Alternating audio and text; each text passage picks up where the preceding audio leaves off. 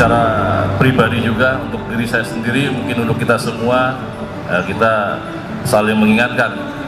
Yang pertama terkait dengan status kita sebagai anggota Polri.